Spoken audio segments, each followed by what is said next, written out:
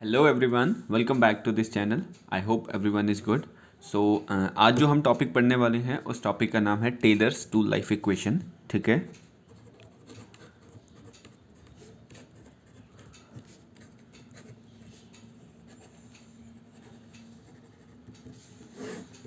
ठीक है। तो Taylor's tool life equation basically क्या बताता है और इसको हम क्यों यूज़ करते हैं ये भी बताता हूँ। तो एक टूल होता है, कोई भी टूल, अगर आप ध्यान से देखें किसी भी टूल को, कोई भी आप इंस्ट्रूमेंट देखेंगे तो उसकी एक वेयर लाइफ होती है कि वो कितना टाइम तक चलता है और कितने टाइम बाद उसकी जो है वो जो उसकी प्रॉपर्टीज़ हैं या जो उसके काम करने का तरीका है वो टूल का धीरे धीरे चेंज होना शुरू हो जाता है। ठीक है, तो ये सब चीज़ों को टेलर्स ने अपने में बताया था कि एक टूल की लाइफ जो है उसको हम कैसे पता कर सकते हैं कि उसकी कितनी स्पीड आ रही है या वो कितना शार्प है। ये सब चीज़ें हमें टेलर्स की टूल लाइफ इक्वेशन से पता चलती है। ठीक है, तो तीन चार चीज़ें हैं यहाँ पर जो आपको याद रखने वाली हैं। पहले तो टेलर्स टूल लाइफ इक्वेशन क्या है वो मैं आपको बता देता हूँ। तो टेलर्स की टूल लाइफ इक्वेशन है VTN की power C।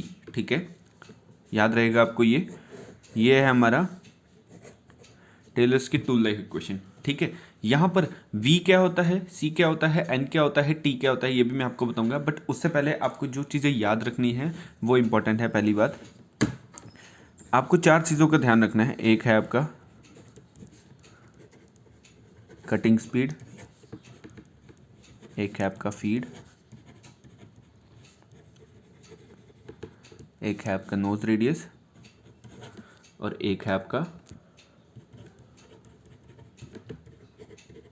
Depth of cut. ठीक है, ये चारों चीज़ें काफ़ी इंपॉर्टेंट है अगर आपको टेलर्स टू लाइफ इक्वेशन समझनी है। ठीक है, आई होप आपको सब कुछ विजिबल होगा क्लियरली। ठीक है, तो अब यहाँ पर समझेंगे कि इन चारों के बारे में मैं यहाँ क्यों बोल रहा हूँ। क्योंकि जब भी आप किसी टूल को यूज़ करते हैं तो आपने एक चीज़ देखी होगी कि जितनी तेज़ हम टूल को यूज़ कर रहे होते हैं ना, उतनी ही जल्दी टूल की लाइफ जो है वो कम हो रही होती है। ठीक है, मतलब वो टूल घिसना शुरू हो जाता है। ठीक है, वेयर एंड टेयर उसमें आना शुरू हो जाता है। ठीक है, अब सबसे पहले आपको जो याद रखना है कि किसी भी टूल के ऊपर सबसे ज़्यादा इफेक्ट जो है वो पड़ता है हमारा कटिंग स्पीड का, सबसे ज़्यादा। ठीक है, कटिंग स्पीड के बाद सेकंड जो इफेक्ट पड़ता है वो पड़ता है हमारा फीड का, कि हम उसको कितनी फीड दे रहे हैं।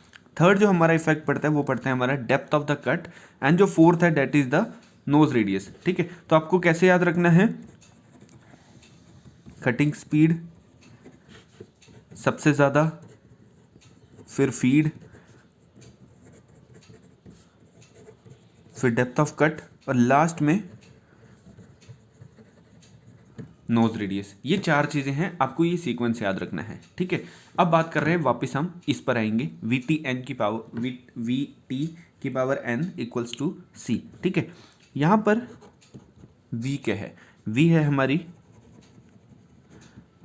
कटिंग स्पीड बोल लीजिए, वेलोसिटी बोल लीजिए, कुछ ही बोल लीजिए। ठीक है, ये होता है हमारा मीटर पर मिनट में। ठीक है, पहला V के बाद T है हमारा टाइम। कौन सा टाइम, टूल की लाइफ का टाइम, ये होता है हमारा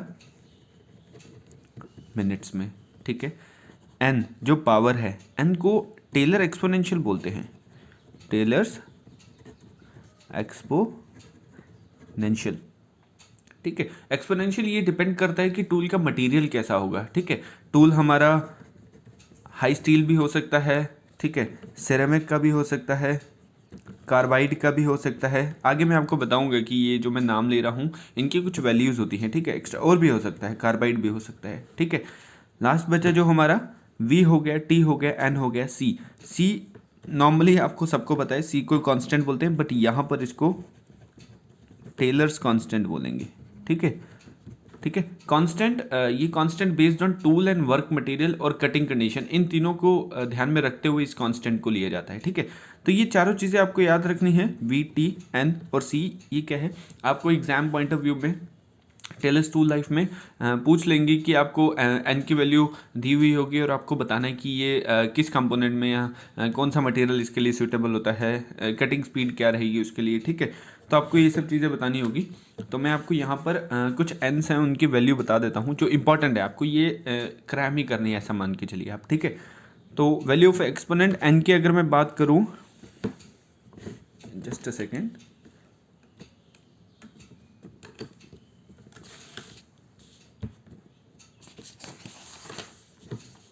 ठीक है, अगर मैं एन की बात करता हूँ यहाँ पर, ठीक है, अगर हम हाई स्पीड स्टील के लिए लेते हैं तो यहाँ एन की वैल्यू कितनी होती है हमारी 0.08 से लेकर 0.2 तक। आपको ये याद रखना है, it's very very important exam point of view से, ठीक है।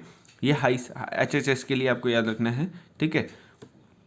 सेकेंड वैल्यू जो है ये एक्सपोनेंट्स की वैल्यू है, जो n की पावर है। अगर आपको याद होगा VTN इक्वल्स टू C, तो ये n की पावर है, ये जो n देख रहे हैं ना इसकी पावर है, और ये फिक्स्ड है, आपको इनको याद रखना है, ठीक है। अगर हम यहाँ पर कास्ट अलॉय की बात करें, ठीक है, कास्ट अलॉय की बात करें तो कास्ट ऑयल जो है वो मोस्टली रहता है हमारा n इक्वल्स टू 0.1 से लेके 0.15 के बीच में, ठीक है। कोई चीज़ अगर नहीं समझ आ रही होगी प्लीज़ कमेंट में बता दीजिएगा।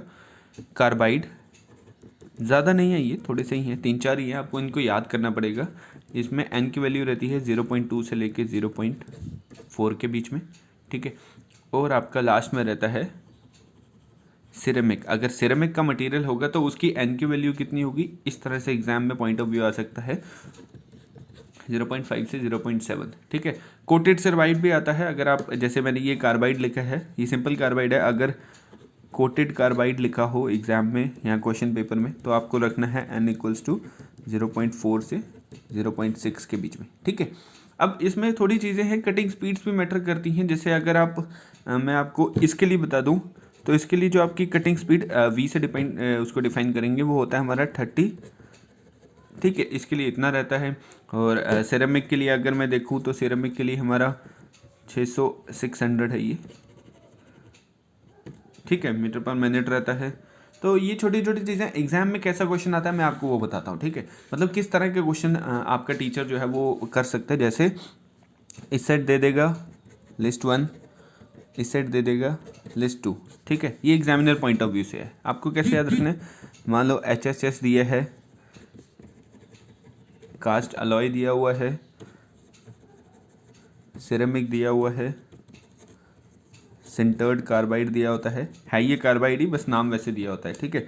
और यहाँ पर आपको दे दीजिए 0.18 दिया है, 0.12 दिया है, 0.25 दिया है, 0.5 दिया है, ठीक है। ये 4 टर्म दी हैं। अब एग्जाम में आपको अगर इसकी वैल्यू याद होगी कि n की वैल्यू कितनी है तो आप उसको सॉल्व कर पाओगे इजीली, मैच द फॉलोइंग में हो या ऐसे फिलिंग द ब्लैंक्स में या किसी में भी हो, MCQ टाइप में भी हो, ठीक है। तो हमें पता है, हमने यहाँ पर क्या पढ़ा है, HHS की वैल्यू क्या है 0.08 से 0.02, ठीक है। तो हमारे यहाँ पर HHS की वैल्यू के हिसाब से अगर आपको नहीं याद आए ना उस टाइम पर, अगर सारे ना याद रहें तो आप 2 या 3 एटलीस्ट याद कर लो, ताकि आप एग्जाम में एलिमिनेट कर सको, है ना।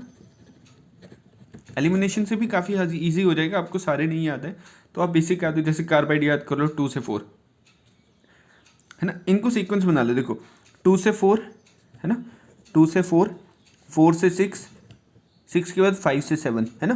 तो 2 4 5 4 6 7 एक सीक्वेंस है, तो आप इसको उस तरह से याद कर लो। पहले कार्बाइड याद रख लो, कोटेड कार्बाइड याद रखो, फिर सिमेर, ये 3 याद रहेंगे ना, बाकी 2 हम एलिमिनेशन से भी कर लेंगे, ठीक है। जैसे अभी हमने सिरेमिक पढ़ा, ठीक है, सिरेमिक कितना है 0.5 से 0.7, ठीक है। अब यहाँ पर हम देखेंगे सिरेमिक में 0.5 कहाँ है, तो सिरेमिक हमारा 0.5 आता है यहाँ पर, तो ये हमारा इससे मैच द फॉलोइंग हो जाएगा, ठीक है। अब कोटेड कार्बाइड को हम सिंटर्ड कार्बाइड भी बोल सकते हैं एक तरह से, ठीक है। तो उस हिसाब से अगर आपको ये नहीं समझ आएगी यार ये कितना आएगा, इसको होल्ड पे करना है, ठीक है। आपको ऐसे मैच द फॉलोइंग देखना है कि इन वैल्यूज़ को मैं किसके साथ मैच कर सकता हूँ, ठीक है। तो HHS आ जाएगा हमारा 0.18 के साथ, कास्ट आयरन आ जाएगा हमारा इसके साथ, और ये आ जाएगा हमारा ऐसे। ये जस्ट मैं सैम्पल दे रहा हूँ कि इस तरह से आपके क्वेश्चन एग्जाम में बन सकते हैं। वो MCQ की फॉर्म में भी हो सकते हैं, किसी भी फॉर्म में हो सकते हैं, ठीक है। तो आपको बस इतना याद रखना है कि आपका इस तरह से ये वाले क्वेश्चंस एग्जाम में पूछ सकता है, ठीक है। तो एक बार क्विक रिवाइज करवा देता हूँ मैं आपको कि हमने क्या पढ़ा है अभी तक। टेलर्स की टूल लाइफ इक्वेशंस के बारे में पढ़ा है हमने। टेलर्स ने टूल की जो लाइफ होती है उसके ऊपर एक इक्वेशन डिराइव की थी, ताकि बता सकें कि एक टूल अगर जो चल रहा है, और ये टूल जो है ना, ये लाइफ जो है ये एक्सपेरिमेंटली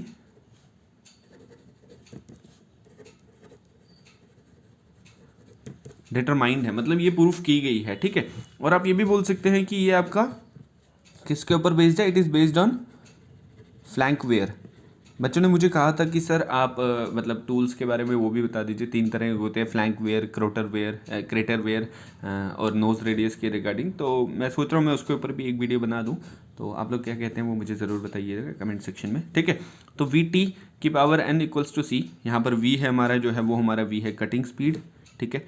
t हमारा टाइम है, n हमारा Taylor's life equations, Taylor's exponential है, c हमारा जो है वो टेलर्स कांस्टेंट है, ठीक है। तो इस तरह से आप इस टॉपिक को कवर कर सकते हैं हॉलिस्टिक। इसके ऊपर एमसीक्यूज भी आ सकते हैं, तो मैं सोच रहा हूँ 1-2 एमसीक्यू भी आपको इसके ऊपर करवा दूँ, ताकि आपको समझ आ जाए कि हाँ इस क्वेश्चन को अगर एग्जाम में आ रहा है तो आप उसको कैसे अटैम्प्ट कर सकते हैं, ठीक है। तो अगली वीडियो में मैं इसके 2 से 3 एमसीक्यू लेकर आऊँगा, तो आप उसको भी एक बार देख लीजिएगा, ठीक है। बाकी कोई चीज़ नहीं समझ आए तो प्लीज़ कमेंट सेक्शन में ज़रूर बताइए, और like the video and subscribe the video. आपने अच्छा लगता है तो प्लीज़।